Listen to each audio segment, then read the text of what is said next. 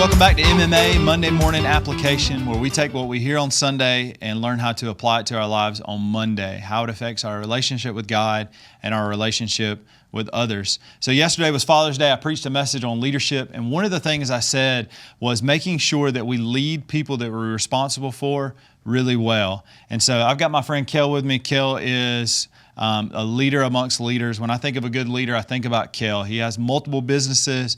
He has 2 kids, a wife. He's a small group leader here at the church, a deacon here at the church, and also the chair of personnel committee. So a very involved guy. And so, Cale, I just wanted to ask you, as a person and not a pastor, how do you put others first that you're in charge of, and how do you lead well as a follower of Jesus? Yeah, so when you lay it all out like that, it seems like you have a lot of responsibility. Because you do, yeah. Yeah, I've never listed it out. But it all starts from where you're rooted at. You know, many people are rooted in other things other than Christ, but faith is where I start with everything. And always a work in progress, but people don't realize that they're in leadership. You know, a lot of people don't. And just because I can be titled as leadership doesn't mean that everybody else is not a leader.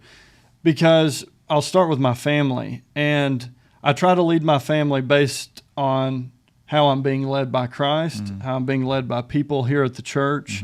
And I've got a beautiful wife and 2 young kids, and I see them, well, my kids mostly, always watching me, you know, being influenced by me. So that means that I've got to get my influence and leadership from somewhere.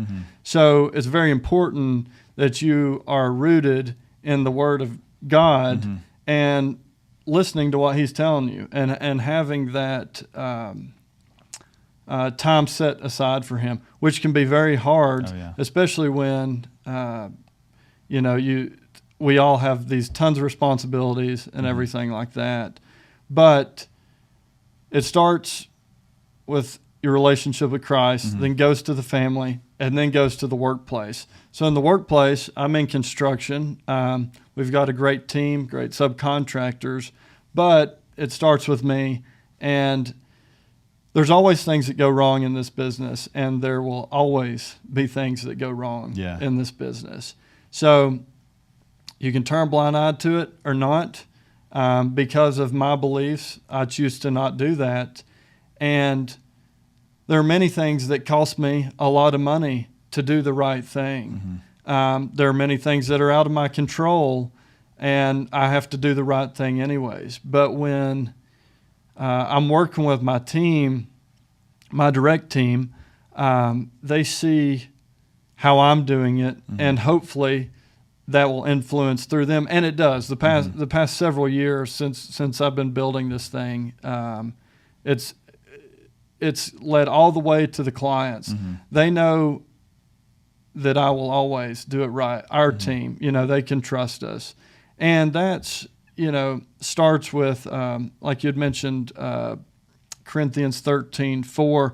You know, a lot of people use that verse as a marriage verse or some type to go with a relationship or whatever. But, you know, it starts with love and loving people. And if you love them, you're going to lead them in the right direction. And before verse 4, it talks about, you know, I can have the faith to move a mountain. I can feed the poor, whatever. But if you have love, you have nothing. And you've got to love your people to lead your people.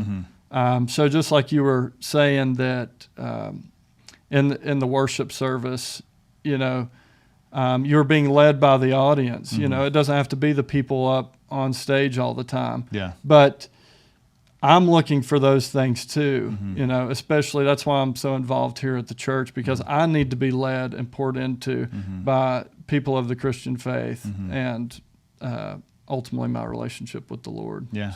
Well, you do that well. And I'll say too, as a friend who's watched you lead, one of the things you said earlier was like it could cost you a lot of money. And I've seen you put people over profits, and really think about like how your decisions affect your employees and their lives before you think about how it affects your own life. So I've admired that in you, and I think you've done an incredible job leading, not just here at the church, but in the world. And I think you do an awesome job. So thanks for being on. Thanks for joining us for MMA, and we'll see you next Monday.